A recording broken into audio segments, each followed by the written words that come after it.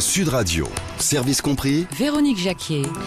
Et le service tout compris d'Anna Fernandez qui se met gratuitement à votre disposition le lundi entre 13h05 et 13h50. Et c'est pas rien quand même d'avoir comme ça du coaching en recherche d'emploi, hein, que vous soyez en région parisienne ou que vous soyez en région toulousaine ou que vous soyez à Marseille. Anna peut vous coacher, ça marche par Skype, hein, Anna, bonjour. Tout à fait, bonjour. Bonjour à j'oublie tous. presque de vous dire bonjour, j'ai tellement l'habitude que vous soyez là lundi que je vous salue même plus, Anna, ça va? Oui, ça va, merci beaucoup. Alors, oui, nous coachons aussi bien en tête-à-tête à Paris que par Skype pour les personnes qui sont en province ou à l'étranger. et ça donne quand même chaque fois un sacré coup de fouet parce que moi j'insiste là-dessus.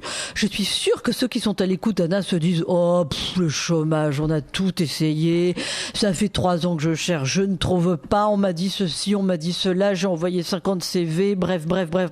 Non, quand vous appelez Anna, il y a toujours quelque chose à en tirer, il y a toujours une nouvelle voie à prendre, il y a toujours peut-être une remise en question à faire aussi, c'est possible, hein. Mais en tout cas, allez, on fait un pas de plus et c'est pas rien et c'est même fondamental et c'est vital, hein.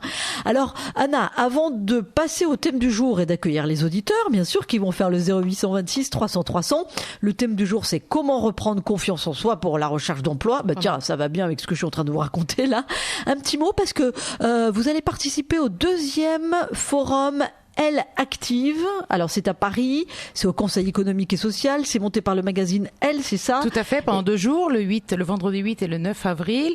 C'est une façon d'aider les femmes actives à trouver des repères, organisation de vie personnelle, de professionnelle, de booster leur recherche d'emploi également ou d'être en poste et de réfléchir comment rebondir. Et à l'occasion, donc pour la 2e année, le magazine Elle m'a fait appel à mes services et je vais animer une conférence vendredi matin et la même samedi matin sur comment mobiliser son réseau pour sa recherche d'emploi. Mais alors c'est un forum qui s'adresse aux femmes. Moi je pense à toutes celles qui sont à l'écoute. Est-ce qu'il y a une façon spécifique justement de s'occuper des femmes sur le marché de l'emploi ? Alors, c'est pas une façon spécifique, mais il y a sûrement des réponses un peu plus spécifiques et trouver des solutions ou des démarches plus spécifiques parce qu'on essaie de gérer les hommes aussi, bien sûr, à leur façon, un équilibre vie personnelle et vie professionnelle. On y parle de l'image, on y parle de l'organisation, on y parle de gérer son temps en tant que femme salariée ou pas, sachant que bien sûr ce forum est ouvert également à des femmes qui ne travaillent pas, et on peut y trouver vraiment beaucoup de solutions, de démarches. C'est fait dans un esprit très convivial. Il reste encore des places, je le sais, par Internet, vous pouvez trouver des places. Et le forum Elle Active, depuis l'année dernière, c'est passé aussi de mémoire à Lyon. Donc, il commence à essayer de le faire en région également. Mais c'est une belle occasion de rencontrer des professionnels, de voir qu'on n'est pas seul devant les mêmes problématiques et de trouver des solutions. Oui, ça c'est important de savoir qu'on n'est pas tout seul. Non, on va le évidemment. voir aussi dans la confiance en soi. Alors justement, comment reprendre confiance en soi pour sa recherche d'emploi? Parce que moi je me mets à la place de tous ceux qui n'arrivent pas à retrouver de travail. Évidemment, intérieurement, on s'effondre. Voilà. Donc chômeur volontaire ou pas, on peut se sentir remis en cause, lâché par tous. On ne reçoit pas de réponse à ses candidatures. Et du coup, le doute peut s'emparer de vous. Le malaise grandit et la peur vous paralyse. Alors on se pose la question, comment je vais me vendre? Comment je vais expliquer ma dernière expérience? Je suis trop vieux, me dit-on. Je suis trop jeune, me dit-on. Donc, comment on va rebondir? Donc, les astuces que je vais donner s'articulent autour de différents points. C'est-à-dire que rien ne vient des autres. Il faut savoir susciter la confiance. Et pour susciter la confiance, il faut déjà un peu l'avoir en soi. Donc déjà, il faut accepter les moments de creux sans culpabiliser. Il faut déculpabiliser. On peut ne pas avoir confiance. Il est bon de s'autoriser à avoir peur de perdre confiance et de pas tout de suite Il faut rebondir. lâcher prise, non? Voilà, et il faut lâcher prise. voilà, et c'est pas l'objectif de la regagner très vite et à tout prix. Et je dirais mal en plus. Donc c'est peut-être aussi l'occasion de s'arrêter un peu sur soi, un moment sur soi, de réfléchir à ses motivations profondes et de s'interroger aussi sur sa façon de fonctionner. Alors, dans le cadre de sa dernière expérience, dans le cadre aussi à titre personnel, donc vraiment de se remettre en cause. Donc, il faut savoir établir ce que j'appelle un diagnostic de son malaise. Est-ce qu'on a perdu confiance en ses compétences, en son potentiel, en son projet professionnel? Et qu'est-ce qui a fait déclencher ce doute? C'est peut-être pas que le licenciement. Il y a peut-être aussi, des fois, on a tendance à mélanger les genres. Il y a peut-être autre chose à la maison, notamment, qui se passe et qui fait que d'un seul coup, le licenciement vient très mal à propos, mais du coup, la confiance en soi vient redonner une brique. Mais il y a peut-être aussi autre chose à la maison. Donc ça, c'est vraiment important. D'où l'intérêt de ne pas rester isolé. Donc savoir prendre du recul, déposer un peu son fardeau et ne pas rester seul avec ses doutes. Donc, oui, mais alors ne pas rester isolé, ça veut dire qu'est-ce qu'on fait? alors déjà, qu'est-ce qu'on fait? C'est que on peut faire la part des choses. On ne demande pas d'être perfectionniste. On se met souvent un niveau d'exigence très haute.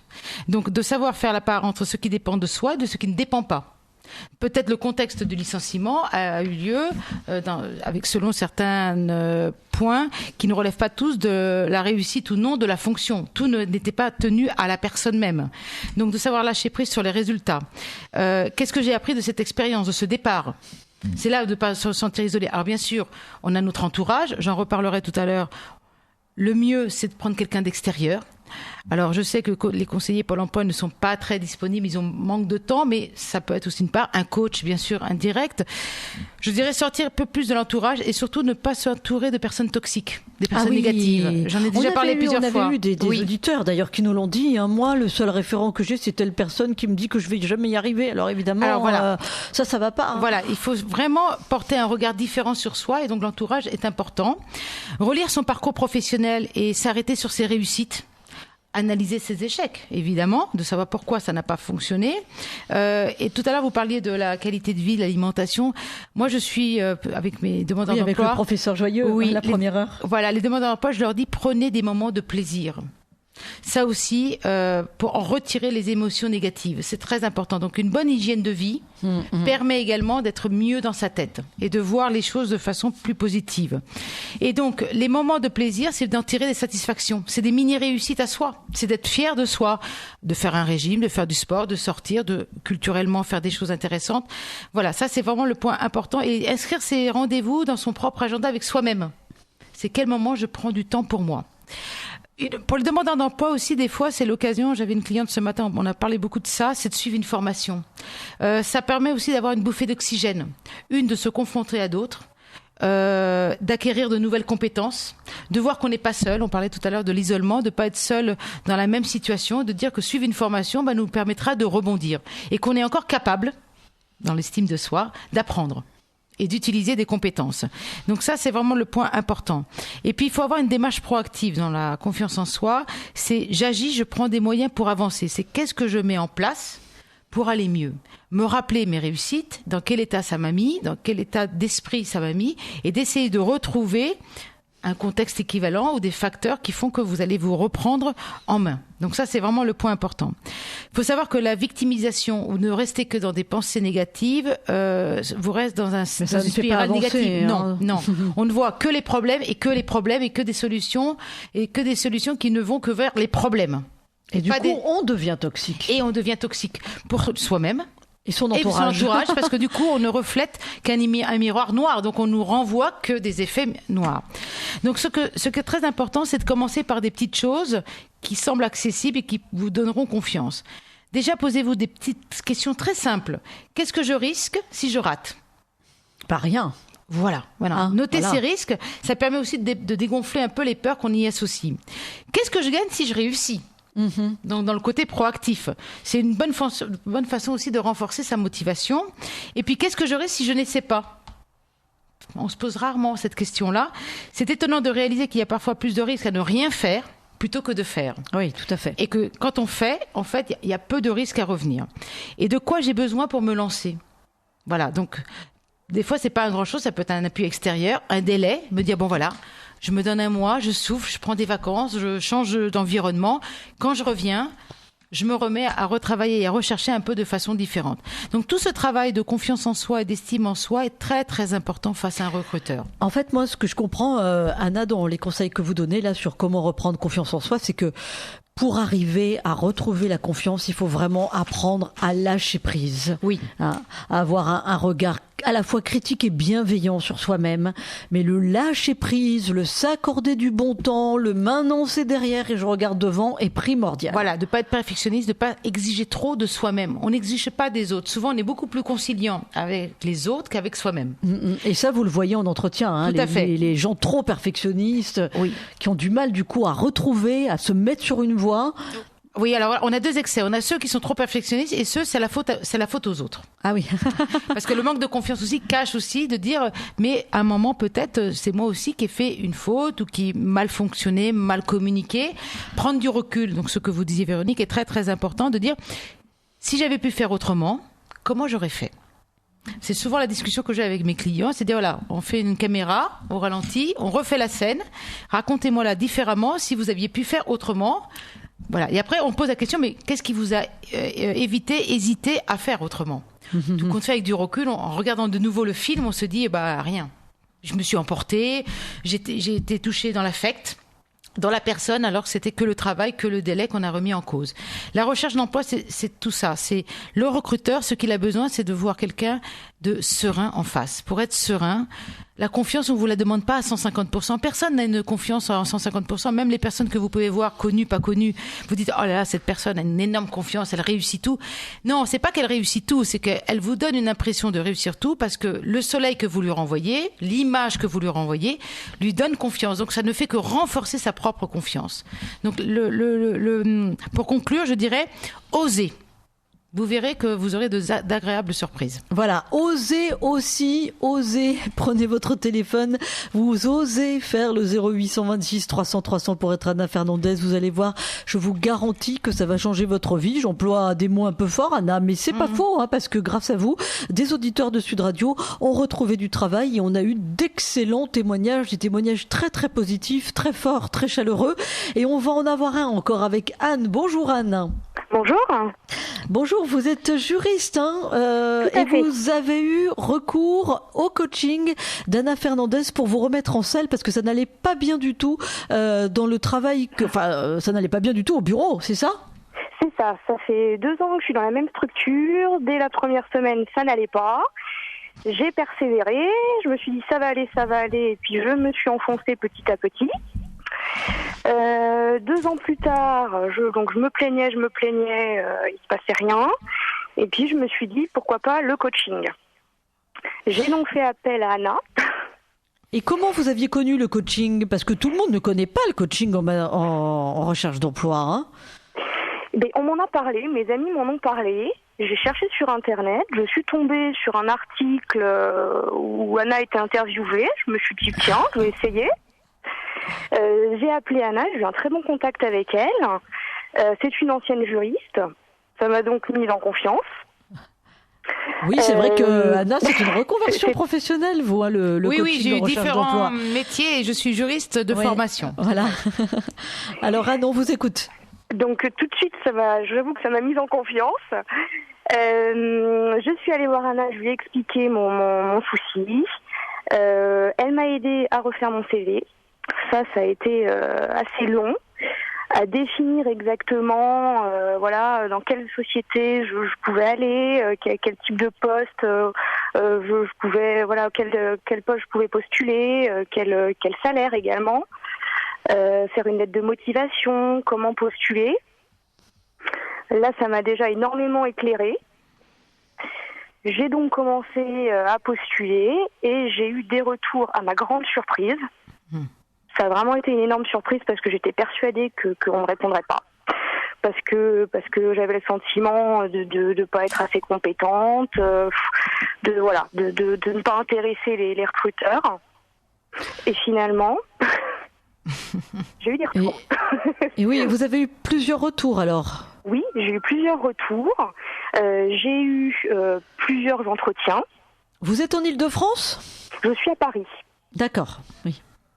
Donc j'ai eu plusieurs entretiens que j'ai préparés avec Anna également. Que je n'étais pas du tout confrontée à l'exercice. Et les entretiens se sont bien passés. Bizarrement, j'ai réussi à être sereine et à montrer de la confiance en moi. Et les recruteurs l'ont ressenti. Et j'ai eu des retours positifs. Et alors là, vous en êtes où, Anne ? Alors, j'ai eu une réponse positive la semaine dernière. J'ai donc décidé de démissionner. Oui, elle a osé. Ouais, elle a osé franchir le pas. Et Anne, qu'est-ce qui vous paraît le plus emblématique justement dans l'accompagnement d'Anna Fernandez ?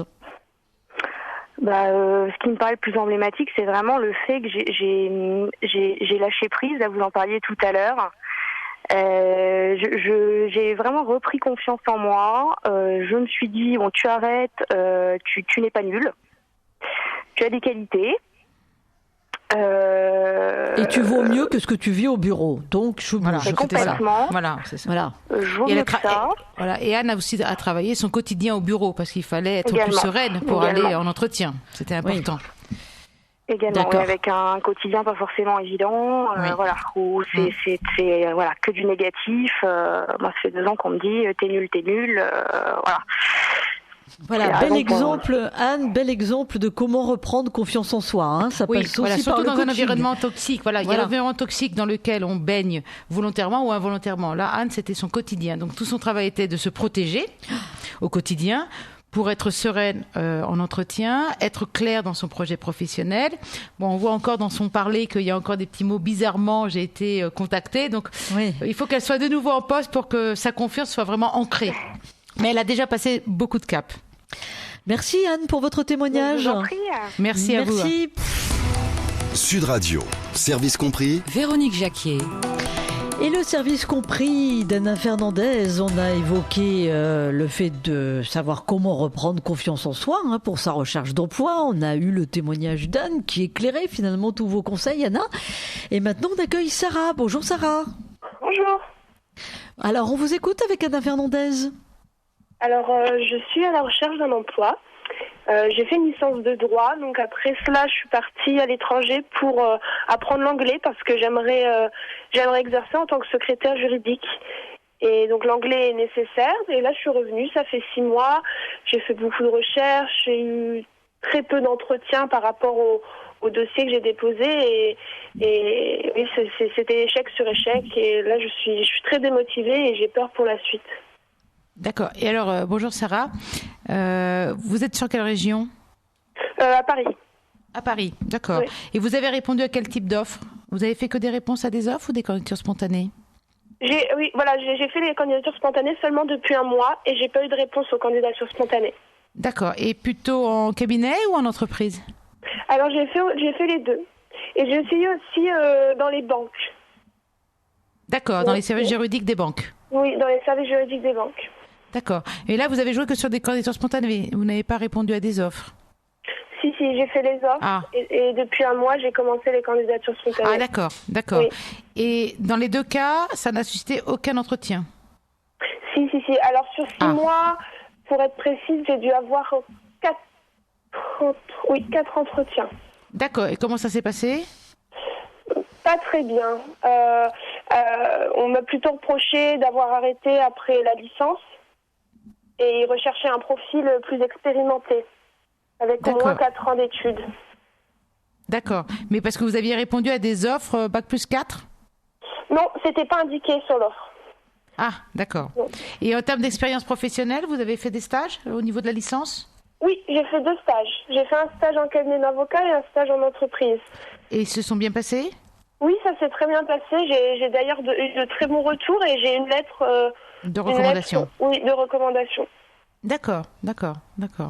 Donc là, la seule raison qu'on vous a donnée pour l'instant négative était simplement que vous n'aviez pas le niveau qu'ils escomptaient pour le poste. Oui, c'est ça. Voilà. Mais ça, c'était une seule fois ? Sur combien d'entretiens que vous avez passé ? Sur 4 entretiens. Et les 3 autres ? Pas de réelle motivation pour la raison. On était plusieurs, ils ont pris plus qualifiés, mais pourtant mon profil leur a plu, surtout que j'ai la maîtrise de l'anglais, donc c'était bien, mais ils m'ont pas sélectionné quand même. D'accord. Votre CV, vous le faites aussi en anglais ? Oui, j'ai fait en français et en anglais. D'accord. Et c'est à chaque fois vous envoyez les 2 ? Oui, j'envoie les 2. D'accord. Oui, je suis assez étonnée parce que je vois pas mal d'offres de secrétaires juridiques bilingues. Oui, c'est vrai qu'il y en a beaucoup. Il y en a beaucoup. Après, il faut se poser la question si votre CV correspond, on va dire, aux normes, au fond et à la forme, par rapport aux compétences, parce que je suis étonnée que ça vous décrochiez si peu d'entretiens. Ouais. Moi, j'avais tendance... moi, je suis néophyte, mais j'avais l'impression que 4 entretiens, c'était pas mal. En 6 mois, je sais pas. Non, parce que c'est pas beaucoup. Non, c'est pas beaucoup. Combien d'envois avez-vous fait en tout ? Là, oui, sur le ratio candidature-entretien, c'est pas beaucoup 4 entretiens. Les candidatures, je les compte même plus. Oui. J'ai fait que ça, ouais. Les candidatures, oui. Comme vous dites, il y a énormément d'annonces pour les secrétaires juridiques. En junior. Alors, vous répondez bien à des candidatures de secrétaire juridique en junior ? Oui. ou d'assistante juridique, parce que vous pourriez aussi tabler sur le terme assistante juridique. Oui. Et là, oui, moi aussi, j'en vois pas mal. Après, il faut se poser la question, Sarah. Voilà, le CV, comment il est présenté? Peut-être qu'il décroche pas autant d'entretiens parce qu'il n'a pas les éléments nécessaires, notamment les compétences. Comment vous avez valorisé vos réalisations pendant les 2 stages? Voilà, le CV en anglais, il faut faire attention. Voilà, vous l'avez fait vérifier par quelqu'un? Un professionnel? D'accord, ok. Donc, on va estimer que vous avez le bon niveau. Voilà. Et après, posez-vous la question, puisque vous avez déjà travaillé en cabinet et en entreprise, sur quelle thématique ou quel type de juridique, de spécialité ou d'option juridique, vous êtes peut-être spécialisé ou plus intéressante par rapport à l'employeur, pas par rapport à ce qui vous intéresse vous, par rapport à l'employeur. Oui, c'est vrai. Oui. Ça, c'est le premier point. Et là, il faut profiter. Il y a pas mal de salons de recrutement à venir. Vous êtes sur Paris, vous avez dit. Pas mal de salons de recrutement à venir. Il faut profiter de donner plus de visibilité à votre profil, à votre candidature. Et dernier point, les réseaux sociaux. Vraiment très, très important de mettre à jour votre profil et de surfer un tout petit peu sur LinkedIn et Viadeo. D'accord, mais je me suis mise très récemment. Donc, oui, comme il y a un mois. D'accord. Bon, à peaufiner votre profil. Vous avez quel âge, Sarah? J'ai 21 ans. Ah oui, voilà, c'est ça. Je me disais une voix très très jeune. Tout à fait. Vous voulez pas continuer les études? Non, je peux pas. D'accord. Voilà. Oui, d'accord. Non, mais je pense que vous pourriez trouver. Anna, est-ce que là, l'âge de Sarah peut être un facteur invalidant? C'est terrible ce que je dis, mais est-ce qu'on la trouve pas trop jeune? Un peu jeune parce qu'elle a déjà fait 3 ans, donc elle a eu le bac à 18, plus 3, ça fait déjà 21. En gros, c'est ça, Sarah? Oui, c'est ça. Voilà. Mais elle est partie. Vous êtes partie combien de temps en Angleterre? Au Canada, je suis partie 6 mois. Pardon, au Canada. D'accord, 6 mois. Mais bon, avec le bilinguisme, normalement, elle revient avec un très bon niveau d'anglais. Elle devrait trouver. Non, à part que ce sera un poste de junior qui cherche 1 à 2 ans d'expérience. Ne répondez pas à des offres. Quand vous voyez de 3 à 5, même si la société ou le cabinet vous intéresse, ça sert à rien. Perdez pas votre temps à répondre à des offres à 3 à 5. Oui. Et sur les candidatures spontanées, vous avez un conseil? Alors, candidature spontanée, pour moi, ça fonctionne très bien. Il faut que vous trouviez l'email. Oui. Candidature spontanée, c'est pas déposé sur la CVTech du cabinet de l'entreprise, ça sert à rien. Oui. Il faut trouver l'email soit du dirigeant, soit du directeur juridique. D'accord. Voilà, et vous lui adressez un petit mail de motivation, 4-5 lignes avec votre CV en double. Français-anglais. Dernier point, vous avez fait votre licence où? À Paris, à la Sorbonne. D'accord, c'est la même maison de laquelle je viens. Il y a une association des anciens, des alumni. Oui, regardez où sont placés des collègues, même s'ils ne sont pas de la même promo que vous, mais qui sont issus de la même école. Ça marche très bien, notamment à la fac. Ouais, essayez de cibler des cabinets ou des entreprises où vous voyez que le directeur juridique vient de Paris. Oui, ça c'est très important, ça. Oui, la cooptation entre alumni, ça fonctionne très bien. D'accord, oui, je vais faire ça. Je n'y avais pas pensé. Oui, enregistrez-vous dans l'annuaire, parce que les chasseurs de recrutement aussi, c'est là-bas qu'ils viennent ponctionner, dans les annuaires des anciens. Ok. Voilà, Sarah. D'accord, Sarah? Oui. Bon, on vous souhaite beaucoup de courage. Et puis, quand vous avez décroché et l'entretien et le contrat, vous nous rappelez pour nous tenir au courant. Très bien. D'accord? Très bien. Bon courage, bel après-midi. On accueille Daniel. Bonjour, Daniel. Oui, bonjour. Bonjour, Daniel. Écoutez, moi d'abord, j'ai envie de parler à Sarah qui vient d'intervenir. Pour lui dire de ne pas se démobiliser, elle est toute jeunette, à 21 ans. Moi, j'ai un peu plus de 3 fois son âge, je viens de prendre ma retraite. Mais j'ai connu à un moment donné, à 50 ans, alors que je dirigeais des établissements sociaux, médico-sociaux depuis 40 ans, le chômage. Et donc, à 50 ans, j'ai dû me remettre en recherche d'emploi active. Et si j'ai pas eu confiance en moi, en mes compétences et la hargne, je serais peut-être demandeur d'emploi de longue durée, etc., etc. Donc, il faut qu'elle reste mobilisée. Je crois que si elle a des compétences, c'est ce qu'il faut qu'elle mette en avant. Qu'elle se vende. Je crois que l'expression elle est courante, communément utilisée, mais il faut se vendre, il faut bien décrypter l'offre d'emploi et puis tous les matins relever tout ce qui existe sur le net, dans les journaux professionnels.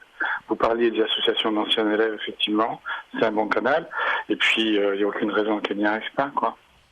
Alors Daniel, comment vous y êtes arrivé, vous? Comment vous avez rebondi? J'ai rebondi d'abord en me remettant en cause tout bêtement parce que j'ai fait l'inventaire de mes points forts, de mes points faibles.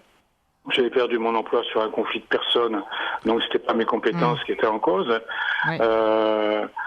Lorsqu'on change de patron, ça passe ou ça casse, comme on dit à la télévision, sur TF1 le soir. Et, on peut le dire sur Sud Radio aussi, Daniel. on peut le dire sur Sud. Et là, ça a cassé. C'était un choc frontal. On s'est séparés, point barre. Mais il fallait qu'à 50 balais, je travaille. Donc, j'aime mon métier. Je suis passionné par ce travail-là que j'ai toujours pratiqué. Donc, j'ai commencé à me lever à la même heure tous les matins, à prendre les journaux spécialisés, à prendre des offres d'emploi, les décrypter pour voir celle qui avait du sens par rapport à ce que moi je pouvais apporter à l'entreprise, à l'établissement, à l'association. Et puis, à partir de mes points faibles que j'ai un petit peu inventoriés, j'ai fait un petit complément de formation dans un domaine, par exemple l'informatique, où à force d'avoir des secrétaires qualifiés, on oublie soi-même de pianoter, hein, et ça m'a aidé. Et puis voilà, de la même façon, il y a 1 an et quelques, j'ai pris ma retraite. J'avais pas du tout envie de rester inactif. Et j'ai mis en avant d'autres compétences, ma connaissance de la cuisine et mon appétit de faire de la belle cuisine. Et j'ai créé ma petite entreprise et je suis traiteur aujourd'hui. Je suis coach en du coup, cuisine. Vous avez encore créé une entreprise? Oui, voilà. J'ai mis en avant d'autres compétences. Je les ai fait partager, je les ai montrées, j'ai fait des démonstrations, j'ai fait des concours de cuisine, et puis voilà, j'ai ma petite, comme dit la chanson, j'ai ma petite entreprise. Vous êtes dans quelle région, Daniel? Valras-Plage, le plus bel endroit du sud. Bon, le plus bel endroit, il y en a d'autres aussi. Non, il y en a d'autres, je sais. C'est pas mal, c'est pas mal. Allez, vous êtes chauvin, c'est normal, c'est normal. Voilà. Et de toute façon, pour vous, justement, vous n'avez jamais songé à quitter votre région. Vous vous êtes dit, je rebondis là où je suis. Voilà. Mon parcours professionnel m'a fait faire les 4 coins de France et les diagonales. Hein. Mais j'ai fait un choix à un moment donné de venir sur Valras-Plage, Béziers, pour des raisons de qualité de vie par rapport à mon plan professionnel. À un moment, j'aurais pu repartir sur Paris ou repartir sur Lyon, des endroits comme ça. Mais j'avais fait le choix de me disant, sur le dernier tiers de la carrière, autant aller être les pieds dans l'eau et y rester après. Ah oui. Anna, l'exemple de Daniel est parlant à propos de confiance en soi, parce qu'on voit que quand on est bien dans sa tête, tout est possible quand même. Hein. Voilà, et puis la ténacité à payer pour Daniel, l'envie de faire encore quelque chose, de ne pas baisser les bras, d'en tirer les conséquences, comme il a dit. Il a su pourquoi du départ, il en a fait le deuil, et puis de dire, voilà, j'ai d'autres passions, peut-être autres que professionnelles. Donc là, c'était son cas, c'était cette passion culinaire. Il dit, et pourquoi maintenant je m'amuserais pas quelque part, il pourrait sûrement dire intérieurement, je m'amuserais pas à faire quelque chose qui me plaît pour moi et à développer quelque chose. Et voilà, ça l'a fait tenir de 50 ans jusqu'à maintenant. Daniel, oui? Juste une petite chose, même. Je crois que ce qui est important quand quelqu'un cherche un emploi, c'est mon sentiment, hein. J'ai pas la connaissance parfaite, moi. Mais je pense que c'est intéressant quand on trouve des offres d'emploi, d'aller regarder quel est l'émetteur de l'offre d'emploi, d'en savoir un peu plus sur la société ou l'entreprise ou l'association qui propose un job, pour être capable de faire dans sa lettre de motivation une petite trace qui laisse à penser que le futur employeur potentiel sait qu'on s'est intéressé à sa boîte. Tout à fait, ça c'est primordial. Hein. Oui, alors la seule chose, c'est que moi, ça, je le garde plutôt comme un atout à l'oral. Pendant l'entretien, voilà. Dans le mail de motivation, moi, je fais retirer maintenant tout le paragraphe qui parle de la société, parce que c'est assez bateau. Ça fait un peu faillot? Oui, puis c'est assez bateau. Ils sont tellement habitués qu'on leur fasse. Pas parler de la société. Non. Il faut trouver 3-4 mots qui laisse à penser aux recruteurs. Voilà, qu'on a une attirance, qu'on a qu'on a des compétences, j'allais dire, sur le fond social de l'entreprise qui recrute. Voilà. Voilà, qu'on est intéressé par eux et qu'on va leur apporter quelque chose et qu'on va dans le même sens. Si c'est Haribo, faut dire qu'on aime les bonbons, quoi. Et Oui. Mais c'est vrai qu'après, à l'entretien, je fais travailler beaucoup, les valeurs de l'entreprise, l'histoire de l'entreprise, parce que là, on peut vous poser la question, pourquoi avez-vous envoyé une candidature spontanée? Pourquoi avez-vous répondu à cette offre? Et là, il faut le faire le côté un peu affect dont parle Daniel, de dire, voilà ce que je pourrais vous apporter, et pourquoi je suis intéressé par vous, et pourquoi je pense qu'on serait en adéquation dans une démarche commune et complice pour X années. Tout à fait. Voilà, c'est ça. Merci Daniel pour votre beau témoignage, très positif, très lumineux. Sud Radio, service compris. Véronique Jacquier. Et le service compris d'Anna Fernandez, notre coach en recherche d'emploi, Anna de Energy Coaching. Vous pouvez donc aller sur son site, bien sûr, energycoaching.fr pour mieux la connaître. Et surtout, vous faites le 0826 300 300 pour lui exposer votre situation, pour qu'elle vous remette en selle. Vous avez encore 10 minutes pour bien faire. Pendant ce temps, on met un coup de projecteur sur une initiative, vous allez voir, qui permet de lutter contre le chômage. Les mairies se mettent à devenir des cabinets de recrutement. La ville de Drancy, en Seine-Saint-Denis, met en relation des chômeurs et des entreprises. Et puis, ça fait tache d'huile. Il y a d'autres villes de France qui font de même. Il y a Bourges, Montluçon, Angoulême, Argenteuil, Garges-les-Gonesse, Duny et le Rincy. Et vous, Anna, vous avez aussi... Il y a d'autres villes aussi, vous m'avez dit. Voilà. Puisque vous avez été à l'œuvre pour des communes. Voilà. Nous, avec le cabinet Energy Coaching, nous avons également travaillé pour deux mairies en région parisienne, à Rosny-sous-Bois et Le Perreux-sur-Marne, où la mairie a offert à des groupes de citoyens, entre 10 à 15 citoyens et citoyennes, puisqu'on a fait des groupes aussi que de femmes, pour les accompagner dans leur insertion professionnelle. Donc ils ont été choisis par la mission emploi ou le pôle développement économique emploi. Et puis nous avons fait pour une des mairies, Le Perreux-sur-Marne, avec la mission locale pour des jeunes diplômés et non diplômés de moins de 26 ans. On les a accompagnés sous un format collectif pour faire leur CV, leur mail de motivation, leur profil sur les réseaux sociaux et des simulations d'entretien, aussi bien en français qu'en anglais, pour les préparer à l'insertion. Et là, on commence vraiment à voir. Alors, Rosny, ça fait déjà 2 ans qu'on travaille avec eux. Le Perreux-sur-Marne, on a fait une campagne pilote cet hiver. Pour l'instant, un très bon niveau d'insertion et il se pose la question de renouveler cette opération. Mais il est vrai que les mairies, au travers de leur mission emploi ou pôle développement économique emploi, qui est une autre mission en parallèle, accompagnent leurs citoyens dans leur insertion professionnelle. Ça remplace pas Pôle emploi, c'est plutôt un dispositif complémentaire et où on essaie de tirer certaines personnes du panier de Pôle emploi pour les aider à rebondir professionnellement plus rapidement. Alors justement, on va voir ça de près avec Jérôme Laverny. Bonjour Jérôme Laverny. Bonjour. Vous êtes le directeur de la mission emploi pour la ville de Drancy, en Seine-Saint-Denis. Oui. Alors racontez-nous justement à quoi ressemble la mission emploi de la ville de Drancy. Alors comme vous l'avez dit justement, aujourd'hui nous sommes aussi un réseau national, un collectif qui travaillons ensemble avec un fichier partagé de candidats, un fichier partagé d'entreprises. Il n'y a pas de chasse gardée chez nous. Nous travaillons avec d'autres régions d'une manière générale. Je suis du reste actuellement en Vendée où j'espère qu'on va pouvoir trouver de nouveaux points de chute et de collaboratifs. Alors qu'est-ce que signifie pour nous parce qu'en réalité tout part de 2 tartes à la crème. Jouer un rôle d'interface active entre demandeurs d'emploi et entreprises. Qu'est-ce que cela signifie ? Tout d'abord, ça part de la façon dont nous enregistrons, dont nous rencontrons les gens. L'idée pour nous est, au moment de recevoir leur candidature, de ne pas nous borner à un rôle de caisse enregistreuse à volonté, mais également de susciter, d'imaginer avec les personnes. Ça veut dire quoi ? Ça veut dire que nous les recevons selon 4 angles. Le premier angle consistant à enregistrer tous les métiers qui figurent sur un CV et qu'une personne va loger parfois derrière le mot atypique, en nous prévenant gentiment, vous savez, j'ai un parcours atypique, en mettant derrière ce mot les différents métiers qu'elle aura pu effectuer. On va enregistrer sur l'intégralité de ces métiers. Et puis imaginer avec elle des métiers qui présentent des points communs avec ce qu'elle est, ce qu'elle a fait. Je vous donne un exemple très concret. Un pâtissier de luxe recherchait un jour un responsable pour une nouvelle boutique. Quel était le critère qu'il voulait mettre en avant dans ce futur candidat ? Le fait qu'il aime la bouffe.